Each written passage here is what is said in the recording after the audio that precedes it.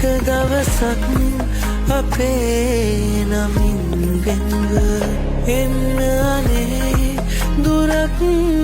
පියාඹන්න තුරුවමා ලයේ ඉතින් ඉන්න සඳමාගේ හිමින් හිනාවෙන්න එක දවසක්